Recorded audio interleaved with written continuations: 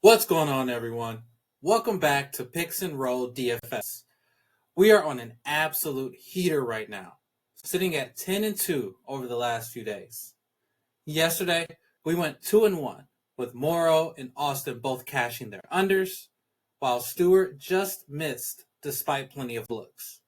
That's how the game goes sometimes, but the bankroll keeps growing, and today we've got another 3 plays to lock in for Sunday's slate.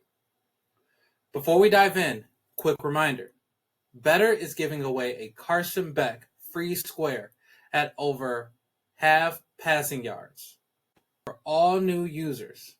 Plus, $10 free just for signing up and a 50% deposit match up to $200 with code DIME. Don't miss that. Links in the description. So, 2-1 yesterday, and we're now 10-2 overall. And this is the perfect time to remind everyone, don't just tail blindly. Always do your own research, dig into the data, and play the props you feel most confident in. That's exactly why I use Outlier every single day. It gives me the advanced stats and hit rates I need to back up these plays. If you want to sharpen your own process, sign up with my code LOB. The link is down below. Today's bankroll tip is all about round robins. A round robin lets you take a 3-leg or 4-leg card and automatically break it into smaller 2-leg combos. So instead of needing all 3 legs to hit, you can still profit if you go 2-1. Yesterday, for example, if you had played our picks in round robin, you would have still cashed even with Stewart missing. It's a great way to protect yourself from those nights where one prop barely misses. All right, let's go into today's plays. First up, we have Azura Stevens going higher than 16.5 points plus rebounds. All right, so first we want to obviously look at line comparison to see if we're getting the best value, seeing what other options we have. What are the sharp books thinking about this play? So when we do that, we can see that PrizePicks has its fixed value for this one at minus 119, which also gives us a solid play there if we choose to play it over at PrizePicks. Additionally, we can see that this is a favorite at Bet365 at minus 120, FanDuel minus 122, which again is the book that we're looking at most in terms of our plays for WNBA. It's one of the most sharp books when it comes to WNBA plays. Hard Rock Bet minus 125, Underdog minus 132, and then Sleeper minus 145. Then we can look at her play over this season, with the season almost done. I believe it's like a week and a half left before the playoffs begin. She's hit this line. She's gone above this line 27 out of 37 times for a 73% hit rate, averaging amongst these games this season 21.6 and a median of 22. Additionally, we can see over here, now they have Azura Stevens as a forward/center. So first we can look overall at how Washington defends points and rebounds. Overall, they're 7th in points allowed and 12th in rebounds allowed. If you saw last night's game, they got absolutely destroyed. I would hope that today, just for like the psyche of a team, that they come back like a bounce back game with more effort, because they started off slow last night and never really got out the gates. Never happened. They got destroyed from beginning to end. Up forward and center as well we can look at. We can see that for rebounds allowed, it's an unfavorable matchup for Azura Stevens. They have Washington ranked 1st, but their points allowed 8th. And then centers, they have them at 7 for rebounds allowed and 8 at points allowed.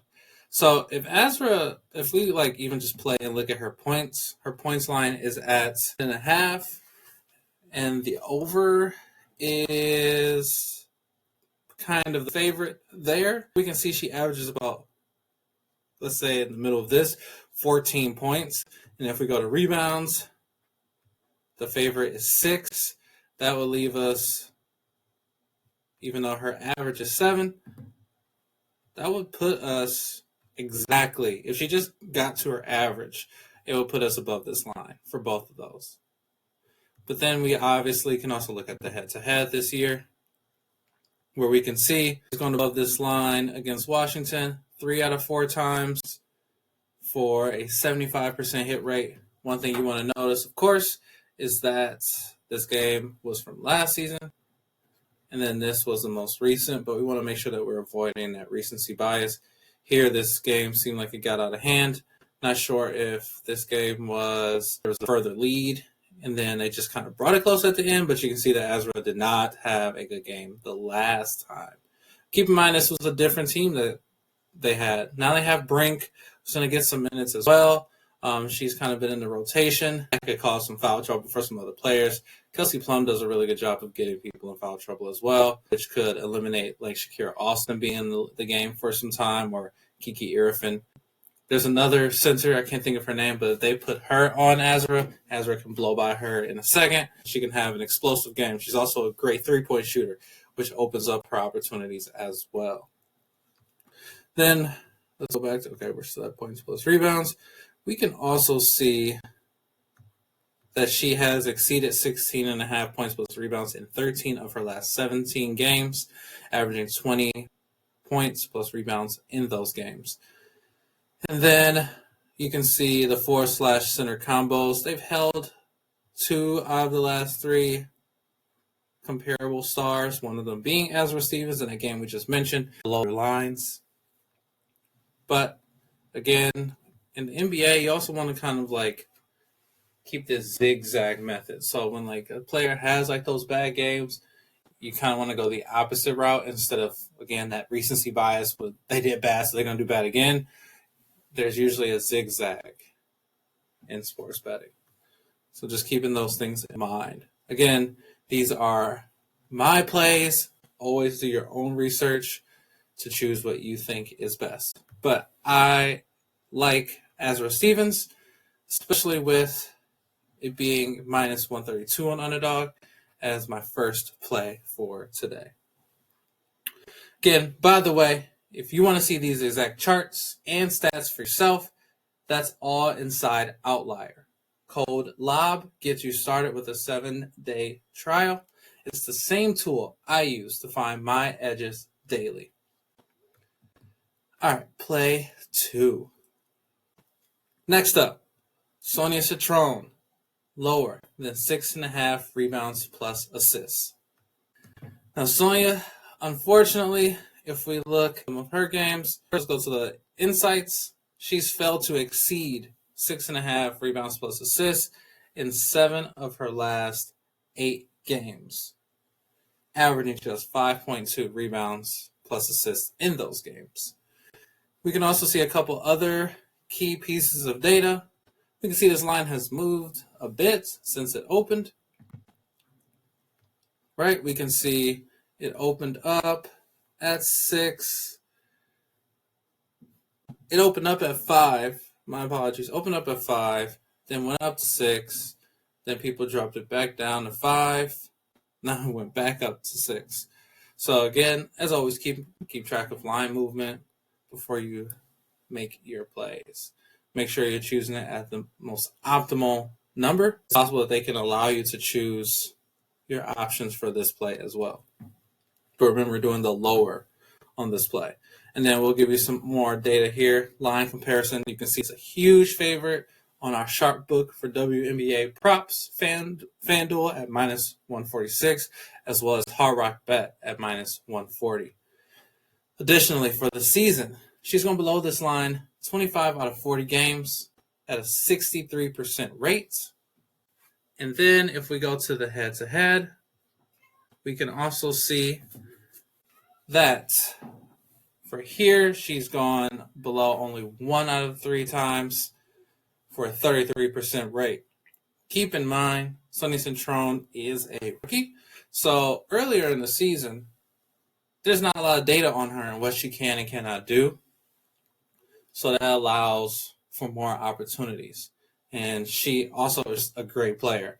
So she will have games where she goes above expectations, right? And this is one of those games where she got 12 and 10. But we can see her median is 10 in the matchups, 8.6 as an average. But we're going to look at some other data and see how that lines up for this play. Now, if we go to the Sparks defense against rebounds and assists for guards, we can see that rebounds in specific, they are third. So that is a favorable matchup. Now for assists, they're 11. However, the Mystics can kind of move the ball slowly, especially if defenses like hedge screens. Like that's what happened yesterday. Anytime there was a pick and roll action, they would just hedge that screen, and that shut down all options. Additionally, Sonia can get in foul trouble, as we can see right here. And this is just Sparks games, but you could also look at games over the season. She averages nearly 4 fouls a game, which means foul trouble, which means minutes drop, right? If you get into a lot of foul trouble, can't play. Then we can also see the Sparks have done a decent job at denying some star guards for going above their lines this season. Kelsey Mitchell just recently went lower, Paige Beckers, and then even Sonia Citron in her last game, which was on the 17th. So her volume isn't consistent enough to clear 7 here, in my opinion, so I am rolling with the lower. All right, quick pause. If you're enjoying the picks and learning something along the way, do me a favor. Hit the subscribe button. We're building a community here, and I don't want you missing out. And remember, if you can start your bankroll today with Betr, code DIME, you'll get a free $10 and 50% deposit match. Then, if you want the full VIP card every single day, join me over on Winnable. Links are all down below. But spots won't last with NFL season kicking off. Keep in mind, if you do sign up for Betr, send me a screenshot to picksandrolldfs@gmail.com and you'll get a free month in my Winnable. All right, our last play for today is going to be Tiffany Hayes, higher than 6.5 rebounds plus assists. So over the season, Tiffany has cleared this line 16 out of 26 times for a 62% rate, averaging nearly 7 with a median of 7. Head to head, she's cleared this line 2 times this season for 100%, and then over this season and last, she's cleared this line 75%. Then we can also look at some of those key stats in terms of Indiana's defense and how they defend rebounds and assists for a guard. And this is where it might lead into some concerns for us. We can see that they're 4th in rebounds allowed and 3rd in assists allowed. But we also want to keep in mind that they do have some injuries, such as Caitlin Clark, who is a huge stat patter, right? She's going to get a lot of rebounds. Then you also have like Aaliyah Boston in there. You have Natasha Howard. You also have Kelsey Mitchell. But Tiffany Hayes is a pretty big guard. So that allows her for more opportunities to just be in the right spots and just kind of overpower smaller guards, especially someone like Kelsey Mitchell, if that's who's starting against her. All right, and then we can also see that they've been kind of inconsistent. This is one of those kind of like zigzags. We can see that they'll kind of, a lot of players haven't been hitting their lines, right? Like this one was an over, and they both missed, but then Courtney Williams went over. And then the game before, Courtney Williams did it, right? So there's like a zig and a zag. Like one time they will, one time they don't. However, if we look at that there for Tiffany Hayes.